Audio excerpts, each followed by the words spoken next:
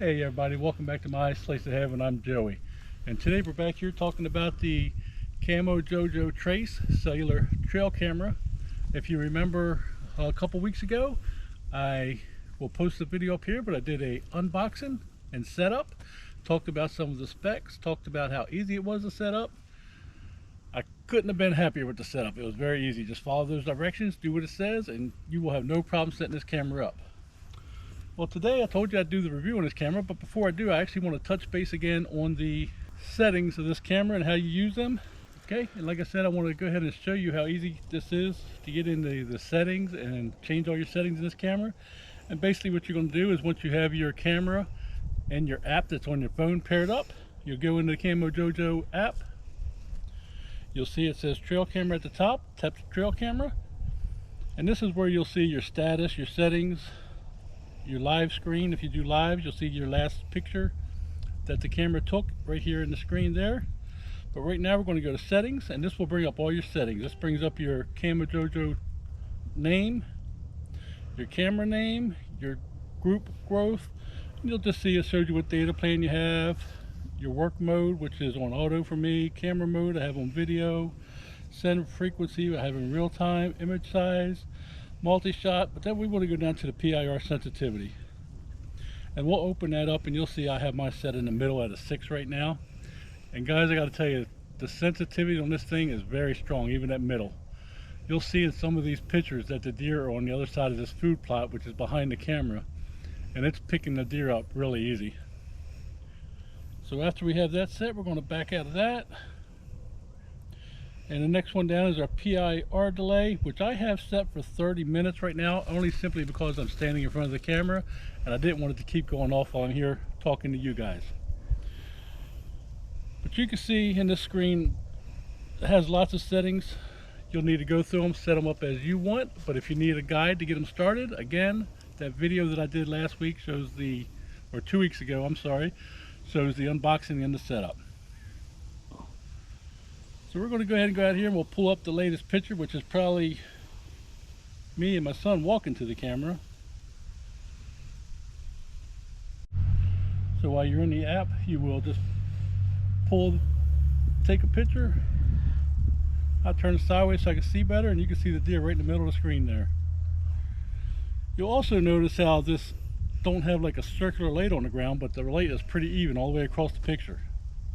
I really like that. I think it shows up the animals and whatever's on the camera a lot better. We're going to back out of the app now, and we're going to go and just talk about the camera, some more thoughts on the camera. First, I want to bring you up closer and we'll show you this mount that comes with the camera itself. Very good. It is made of plastic, but it feels like a hard, durable plastic, and in my opinion it's a pretty good mount. So let me bring you a little bit closer. Now guys, you can see the mount right there. The strap goes through the mount. You can loosen this up to adjust the camera up or down, however you want to do it. Pick your position, tighten that back up, and again, that's a very tight screw. I'm thinking that's a pretty good mount, and we'll talk more about that mount right now. Guys, I'm going to show you how to install this mount. It looks pretty simple. It looks like it just slides over the slots for the strap, and you just line it up and push it up on there, and that's it. Very easy to install. This gives you a little bit of swiggle. This thing feels solid too. I mean, you'll be able to tilt it up and down. You won't be able to tilt it sideways or sideways like this, but you can tilt it up and down like this. And I'm going to go ahead and give it a try.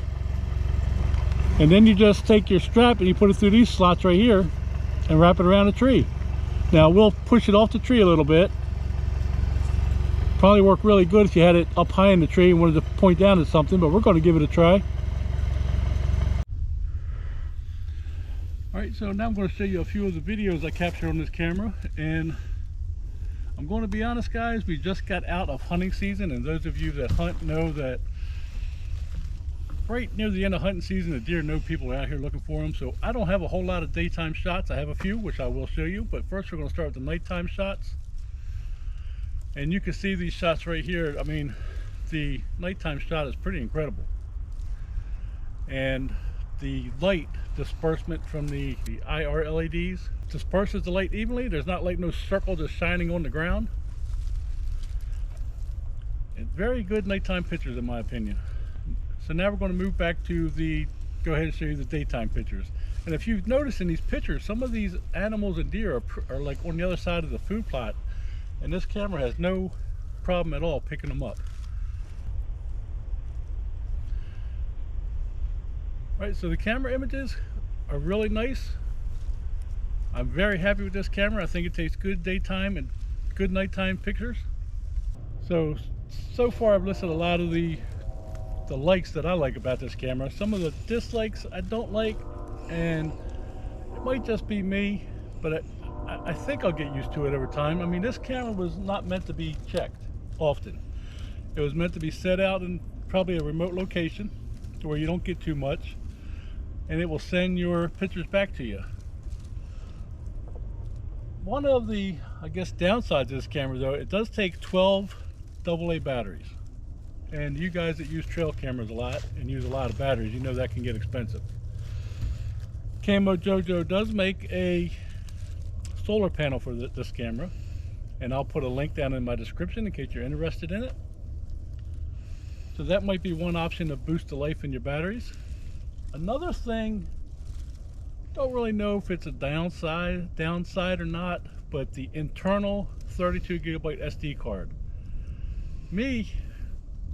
Part of this trail camera hobby is I like going out to each and every camera, checking on it, switching my card. That's part of the hobby, I guess, part of the draw to it.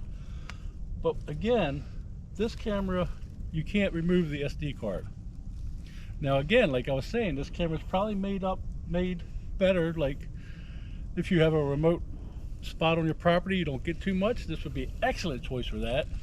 Maybe you don't live on your property, you lease a hunting property or own a hunting property you don't live on, it's hours away. Again, this would be perfect for that kind of situation. Well, that's going to be it for this video, guys. I think I've touched base on everything. If you have any questions on this camera, leave them in the comments below. If you do have this camera already, let me know your thoughts on it. Again, this camera and the solar panel will be listed down below. I'll have links in my description. You can click on those and check them out yourself. There'll also be a link to the Camojojo website in the description below. So again, if you have any questions, leave them in a comment. Let me know your thoughts and what you thought of the pictures in this camera. Well guys, if you like this video, please give it a thumbs up. If you found this video helpful to you, please give it a thumbs up. Maybe you didn't like the video, but you just like me. Give me a thumbs up. And until next time, guys, you all have a great day.